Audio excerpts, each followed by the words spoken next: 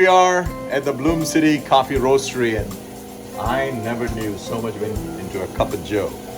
And he has given us an education. So by the way, full disclosure, it's a long video if you want to know all things coffee. And he's the coffee expert. So if you watch the video, it's going to be a long video, but man, you will never drink coffee the same, or maybe you won't like the coffee you make at home. But thank you. Absolutely. My pleasure. In America, we all drink coffee, but there's a process involved. So we're going to start from the beginning. So yeah, go ahead. So this right here is coffee from Brazil that we're going to roast. Okay. We are a small batch coffee roasting company, and so we're really right now we really don't do anything over 6 pounds of coffee. Okay. So I'm going to weigh this out. There's the last bit of that back there. So yeah, so this is the seeds from the coffee cherry. So this is unroasted coffee, comes in green form. So we'll weigh out the last bit of this. We're just gonna put it up here in the hopper right now. Okay. So how this roaster works is if you come over here, you see there's a drum inside here. So what happens is once the temperature reaches 390 degrees, 395 degrees on this top number, I'm going to open this up, and I'm going to drop the coffee down inside the drum, and then we'll be in our roasting process. Okay. And then we can kind of walk from there. It's a natural absorbent, and so wherever it's growing, in whatever country that it's growing in, whatever fruits and vegetables are growing in that region, the coffee will actually take on the flavor characteristics of those fruits and flavors. Wow. Or those fruits and vegetables in that area. And then, so basically what we're doing here is we're trying to figure out what's the way to roast this coffee that brings out those flavors naturally, so we don't have to do anything else to the coffee. And so once we get that figured out, then it goes into production, and then we will begin to roast it on here. And all we have to do at that point is we just have to follow the profile that we set for the coffee on the smaller roaster. Okay. So this coffee's getting ready to go in. Man, that's quite a bit of process here. Oh yeah. I thought it was just take the beans, burn it, grind it. No, yeah. We do all of that by we control the heat here with our gauges, this is our water columns. So if you look under here, I've got it at full blast right now, and these are the flames that are heating this drum. And so as I move through the roast, in order to keep this line going down, I have to continue to bring the heat down. And so if you listen closely, you can Hear the crackling sound. Sounds like popcorn's popping. Yeah. So And now I can see that too over here. Oh yeah. So now the coffee is what's called, it's going exothermic. Okay. So it's reached that point where it can no longer hold the heat in. And now this is where the coffee beans will actually expand to 2 times the size that it was before we roasted it. So it literally pops open like a popcorn. And so that's now what we're doing is I'm still trying to just control this rate of rise line. But this right here is what everybody considers the most crucial part of the roast. Okay. This is where actually all of the caramelization of the sugars actually take place. So I'm going to develop this coffee for about 2 minutes. So this is my development time right here. I want to develop anywhere between 1 minute 30 to 2 minutes.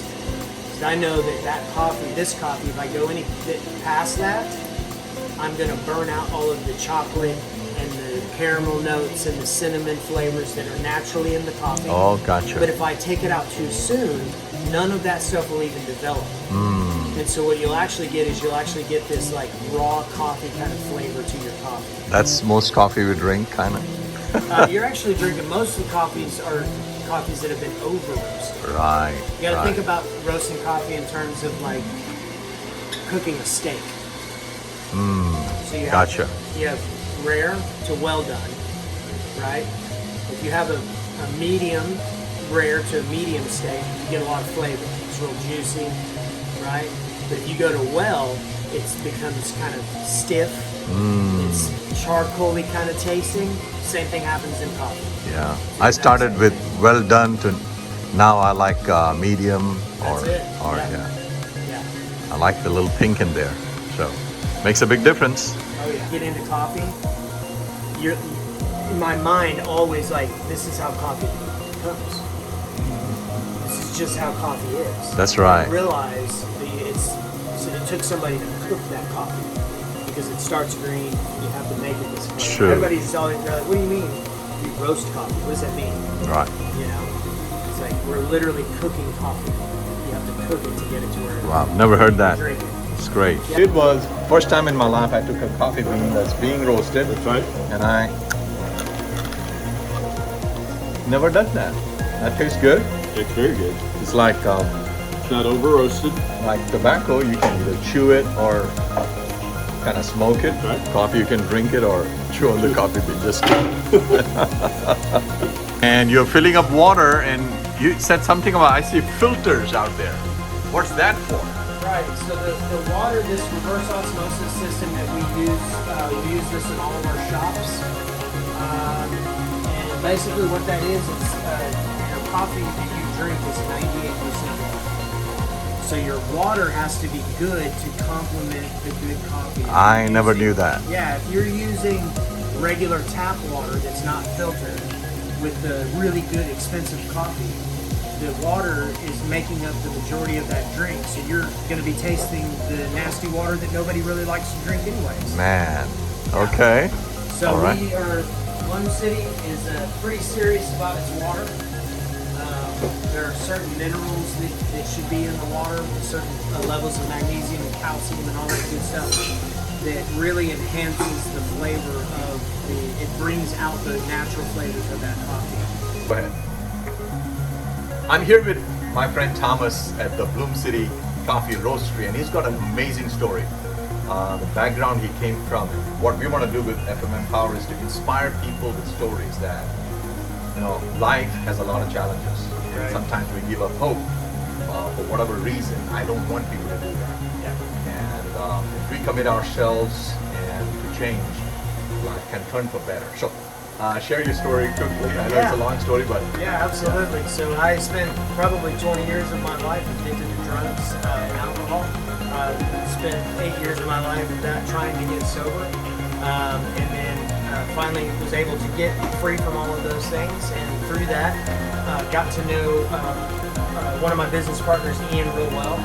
I moved out where he was at, and him and I were just in love with coffee. We were buying coffee from all over the world. My wife actually had to put me on a budget. She said, "This is how much money you're allowed to spend every month on coffee." And through that, my friend Ian, who's actually a business partner, came to me one day and said, "Hey man, I think we can actually roast our own coffee instead of buying from all these other people." And so we then bought our first home coffee. Well, actually, the first batch of coffee we roasted was in a frying pan on the stove. Okay. Quickly realized that's not the way to roast coffee, and so we bought little home roasters, and it has literally just snowballed from there to the point now where we do wholesale coffee roasting for businesses all over the place. Have a couple of coffee shops ourselves here, and so awesome. What a story. That's Yeah. very inspirational. Yeah. Thank you so much for listening. Thank you.